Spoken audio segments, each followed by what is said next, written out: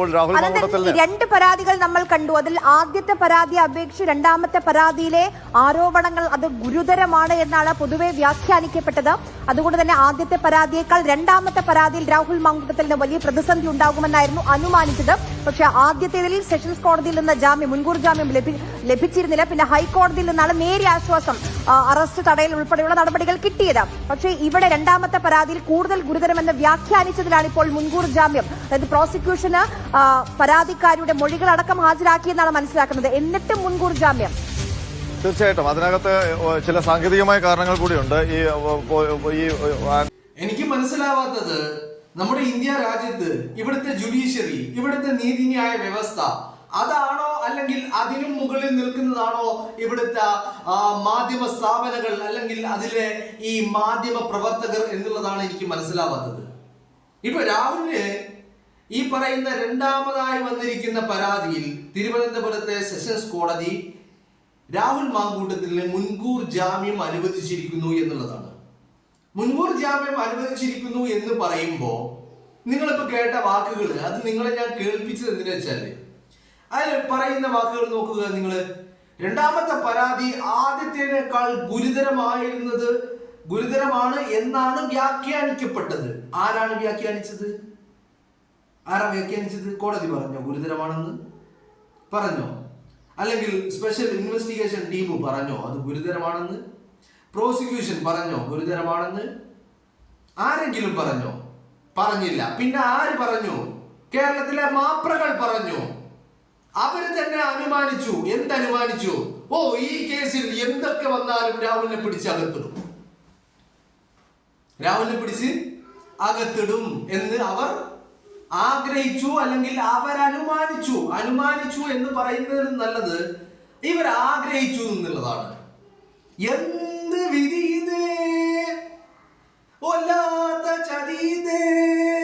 എന്ന് നിങ്ങൾ കേട്ടിട്ടില്ലേ? അതാണ് ഇപ്പൊ സംഭവിക്കുന്നത്. മാപ്രകൾ പറയാണ് പരസ്പരം അന്യോനും ഇങ്ങോനും മുഖത്തോട് മുഖം നോക്കി പറയാ, എന്ത് വിധി ഇത്, വല്ലാത്ത ചതി ഇത്. കാരണം എന്താ? കാരണം അവർ വ്യാഖ്യാനിച്ചത് അങ്ങനെയായിരുന്നു. ഈ വാക്കുകളിലുണ്ടെല്ലാം മാപ്രകൾ വ്യാഖ്യാനിച്ചത് അങ്ങനെയായിരുന്നു. അവർ അനുമാനിച്ചതും ആഗ്രഹിച്ചതും അങ്ങനെയായിരുന്നു. എന്താഗ്രഹിച്ചു? എന്ത് അനുമാനിച്ചു? രാഹുലിനെ അന്വേഷണ ഉദ്യോഗസ്ഥർ അല്ലെങ്കിൽ പോലീസ് തൂക്കിയെടുത്ത് അകത്തിടുമെന്ന് അവർ ആഗ്രഹിച്ചു അല്ലെങ്കിൽ അനുമാനിച്ചു. അവര് വ്യാഖ്യാനിച്ചത് എന്തായിരുന്നു? തലക്കെട്ടുകൾ, എന്തായിരുന്നു സ്റ്റോറികൾ, എന്തായിരുന്നു ചർച്ചകൾ? വ്യാഖ്യാനിക്കുകയായിരുന്നു. ആ പരാതിയെ നിയമത്തിന്റെ മുന്നിൽ ആ പരാതി എന്താണെന്നുള്ളതിനെ വ്യാഖ്യാനിച്ചത് മാധ്യമങ്ങളുടെ കണ്ണിൽ അവർക്ക് സെൻസേഷനൽ ആവാൻ വേണ്ടിയിട്ട്, അവർക്ക് ബ്രേക്കിങ്ങുകൾ ആവാൻ വേണ്ടിയിട്ട്, അവർക്ക് എക്സ്ക്ലൂസീവുകൾ ഉണ്ടാക്കാൻ വേണ്ടിയിട്ട് അവർ വ്യാഖ്യാനിക്കുകയായിരുന്നു. ആ വ്യാഖ്യാനങ്ങൾ അത്രയും നിയമത്തിന്റെ പിൻബലമുള്ളതോ അല്ലെങ്കിൽ കോടതിയിൽ എങ്ങനെ പരിഗണനാ വിഷയമാകുമെന്നുള്ളതായിരുന്നില്ല എന്നുള്ളതാണ്. തീർത്തും ഇവരുടെ അജണ്ടകൾക്കനുസരിച്ച്, മാപ്രകളുടെ അജണ്ടകൾക്കനുസരിച്ച്, അവരുടെ താല്പര്യങ്ങൾക്കനുസരിച്ച്, അവരുടെ സ്ഥാപനത്തിന്റെ താല്പര്യങ്ങൾക്കനുസരിച്ച് അവർ നടത്തുന്ന PR വർക്കുകൾക്ക് വേണ്ടി പടച്ചുവിട്ടതായിരുന്നു ആ വ്യാഖ്യാനങ്ങൾ. കേരളത്തിലെ പൊതുസമൂഹം രാഹുൽ വിഷയത്തെ വ്യാഖ്യാനിച്ചിട്ടില്ല. കേരളത്തിന്റെ പൊതുസമൂഹം രാഹുൽ വിഷയത്തിൽ അനുമാനങ്ങൾ ഉണ്ടാക്കിയെടുത്തിട്ടില്ല, ആഗ്രഹങ്ങൾ ഉണ്ടാക്കിയെടുത്തിട്ടില്ല. പിന്നെ ഉണ്ടാക്കിയത് ഒരു കൂട്ടർ പിണറായി വിജയൻ കൂട്ടരുമാണ്. മറ്റൊരു കൂട്ടർ എന്ന് പറയുന്നത് ഈ മാപ്രകളാണ്. എന്ന് പറഞ്ഞാൽ പിണറായി വിജയനും സഖാക്കൾക്കും വേണ്ടി വിടുപണി ചെയ്യുന്ന, ദാസ്യപ്പണി ചെയ്യുന്ന കേരളത്തിലെ മാപ്രകൾ. അവര് വ്യാഖ്യാനിച്ചു, അവരാഗ്രഹിച്ചു, അനുമാനിച്ചു. എന്ത്? രാഹുലിന് ജാമ്യം കിട്ടരുത്, രാഹുലിനെ തൂക്കിയെടുത്ത് അകത്തിടണം. ഇത് രണ്ടാമത്തെ പരാതി വലിയ ഗുരുതരമാകണം. അങ്ങനെ ആ ഗുരുതരമാകാൻ വേണ്ടിയിട്ടാണ് അതിൽ പരാതിയിൽ പറയുന്ന കാര്യങ്ങളൊക്കെ വളരെ സാവകാശം കൂടിയാലോചിച്ച് വളരെ പണിപ്പെട്ടുണ്ടാക്കിയ പരാതിയാണത്. അതിനെക്കുറിച്ച് ഞാൻ പറയാം. കാരണം ഇന്ന് advocate Sunny Joseph, he is an advocate, also KPCCയുടെ പ്രസിഡന്റ് ആണ്. ആ KPCC പ്രസിഡന്റ് സണ്ണി ജോസഫ് ഇന്ന് പറയുന്നുണ്ട് രണ്ടാമത്തെ പരാതി തനിക്ക് അയച്ചത് തന്നെ ഒരു കെണിയാണ്. രണ്ടാമത്തെ കാര്യം എന്ന് പറയുന്നത് ഊരും പേരും ആ പരാതിയിൽ പറയുന്നില്ല. മൂന്നാമത്തെ കാര്യം സണ്ണി ജോസഫ് പറഞ്ഞത് അത് വളരെ വ്യക്തമായി ലീഗലി ഫ്രെയിം ചെയ്ത ഒരു പരാതിയാണ് എന്ന് സണ്ണി ജോസഫ് പറയുന്നുണ്ട്. കാരണം ആ പരാതി പൂർണ്ണമായിട്ടും സണ്ണി ജോസഫ് വായിച്ച് മനസ്സിലാക്കിയതാണ്. അയാൾ ഒരു അഡ്വക്കേറ്റ് കൂടിയാണ് ആൻഡ് വെൽ എഡ്യൂക്കേറ്റഡ് പേഴ്സൺ ആണ്. ആ പേഴ്സൺ ആയതുകൊണ്ടും അയാളുടെ എക്സ്പീരിയൻസും അയാൾക്ക് മനസ്സിലാകും ഇതിന്റെ പുറകിൽ ആരുടെയൊക്കെ കൈകൾ ഉണ്ട് എന്നുള്ളത്. അപ്പോൾ അതിനെക്കുറിച്ച് നമുക്ക് വിശദമായി പറയാനുണ്ട്. അതിനെക്കുറിച്ച് നമുക്ക് വിശദമായിട്ട് പറയാം. ഇന്നലെ രഞ്ജി പണിക്കർ മാധ്യമങ്ങളോട് ചോദിച്ചതുപോലെ നിങ്ങൾക്ക് വല്ലാത്ത നിരാശയുണ്ടല്ലേ? യെസ്, വല്ലാത്ത നിരാശയിലാണ്. കാരണം ദിലീപ് വിഷയമാണെങ്കിലും രാഹുൽ മാങ്കൂട്ടം വിഷയമാണെങ്കിലും വല്ലാതെ പണിയെടുത്തിട്ടുണ്ട്, വല്ലാതെ വ്യാഖ്യാനിച്ചിട്ടുണ്ട്. അജണ്ടകൾക്കനുസരിച്ച് വ്യാഖ്യാനങ്ങളും ദുർവ്യാഖ്യാനങ്ങളും നൽകിയിട്ടുണ്ട്. വലിയ ആഗ്രഹങ്ങളും അനുമാനങ്ങളും ഊഹാപോഹങ്ങളും പ്രചരിപ്പിക്കുകയും ആഗ്രഹിക്കുകയും ഒക്കെ ചെയ്തിട്ടുണ്ട്. അതിന്റെയൊക്കെ അനന്തരഫലം അവസാനം കാര്യങ്ങൾ കോടതിയിലെത്തുമ്പോൾ ദിലീപിനെ കോടതി കുറ്റക്കാരനല്ലെന്ന് കണ്ടെത്തി വെറുതെ വിടുന്നു. ഇപ്പുറത്ത് രാഹുൽ മാങ്കൂട്ടമാണെങ്കിലോ അവിടെ കോടതിക്ക് ചിലതൊക്കെ ബോധ്യപ്പെടുന്നു. ആ ബോധ്യങ്ങളുടെ അടിസ്ഥാനത്തിൽ രാഹുൽ മാങ്കൂട്ടത്തിന് മുൻകൂർ ജാമ്യം അനുവദിക്കുന്നു. ഇതൊക്കെ കഴിയുമ്പോൾ വല്ലാത്ത നിരാശയാ. അതാ ഇപ്പോ മുഖത്തോട് മുഖം നോക്കി റിപ്പോർട്ടർ ടിവിക്കാരൻ ന്യൂസ് മലയാളത്തിന്റെ റിപ്പോർട്ടറുടെ മുന്നിൽ മുഖത്തോട് മുഖം നോക്കി ചോദിക്കുക, എന്ത് വിധിയത്, വല്ലാത്ത ചതിയത്, വല്ലാത്ത ചതിയത്. കോടതിയോട് പറയാണ് ഈ കൊടും ചതി ഞങ്ങളോട് വേണ്ടായിരുന്നു, ഞങ്ങൾ ഒരുപാടധികം വ്യാഖ്യാനിച്ചതാണ്, ഞങ്ങൾ പൊടിപ്പും തുങ്ങലും വെച്ച് ഇതിനെ ഇങ്ങനെ പർവ്വതീകരിച്ചതാണ്, ഞങ്ങൾ സെൻസേഷനുകൾ ഉണ്ടാക്കാൻ വേണ്ടി ഗർഭവും ഗർഭചിത്രവും അവിഹിതവും കൂടെ കിടന്നതും അകത്ത് കയറ്റിയതും തുള്ളി പുറത്താക്കിയതിൻ്റെയും ഒക്കെ കണക്കുകൾ അളന്നും മുറിച്ചും ഞങ്ങൾ പറഞ്ഞ് ഫലിപ്പിച്ചതാണ് പൊതുജനത്തിന്റെ മനസ്സിൽ. അവിടെയാണ് കോടതി ഞങ്ങളോട് ചതി ചെയ്തിരിക്കുന്നത്, എന്ത് വിധിയത്, വല്ലാത്ത ചതിയത് എന്ന് പറയേണ്ടി വരുന്നത്. രാഹുൽ മാങ്കൂട്ടം ആദ്യ പരാതി മുഖ്യമന്ത്രിയുടെ മുന്നിൽ ഒരു പരാതി വന്ന ഉടനെ തന്നെ രാഹുൽ തന്റെ ഫേസ്ബുക്കിൽ ഒരു കുറിപ്പ് പങ്കുവച്ചിട്ടുണ്ടായിരുന്നു. ആ കുറിപ്പ് അന്വർത്ഥമാക്കുന്ന രീതിയിലാണ് അയാൾ നിയമപരമായി മുന്നോട്ട് പോയിക്കൊണ്ടിരിക്കുന്നത്. അയാൾ പറഞ്ഞ കാര്യമെന്ന് പറയുന്നത്, തെറ്റ് ചെയ്തിട്ടില്ലെന്ന് ബോധ്യമുള്ളിടത്തോളം കാലം നിയമപരമായിട്ട് നേരിടുമെന്ന് പറയുന്നു. ജനങ്ങളുടെ കോടതിയിലും നിയമത്തിന്റെ മുന്നിലും തന്റെ നിരപരാധിത്വം തെളിയിക്കുമെന്നും അയാൾ പറയുന്നുണ്ടായിരുന്നു. അത് തന്നെയാണ് ഇവിടെ സംഭവിക്കാൻ പോകുന്നത്.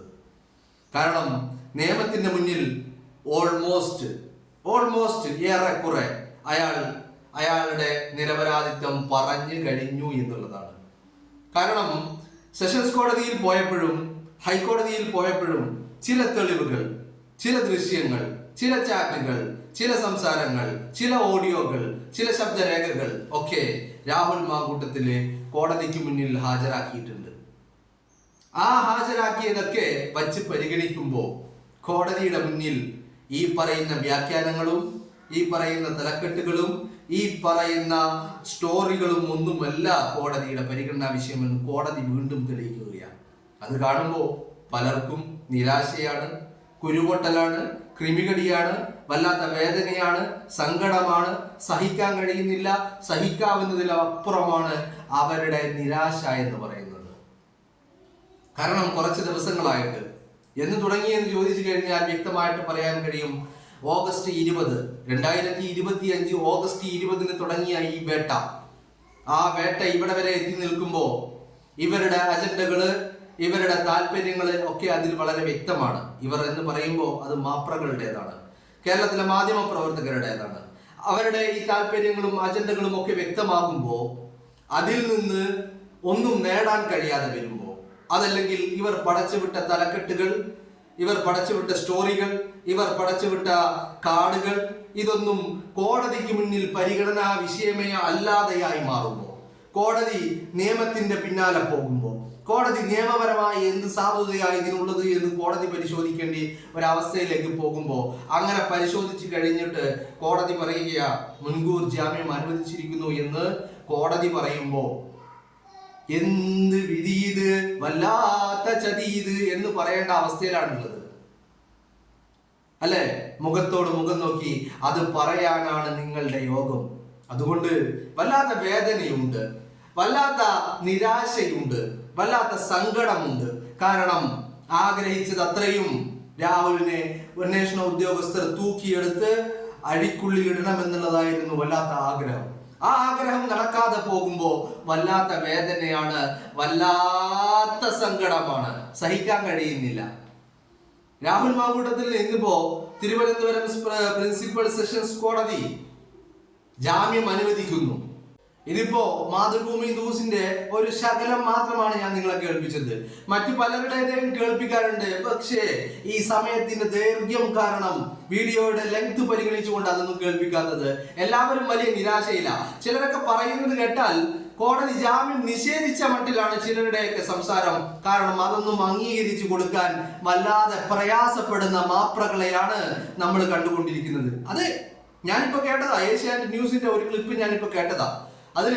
അതിന്റെ റിപ്പോർട്ടറും അവതാരകയും കൂടി വല്ലാത്ത ചർച്ചയാ. എന്താണ് രാഹുലിന് മുന്നിൽ ഉപാധി വെച്ചിരിക്കുന്നത്?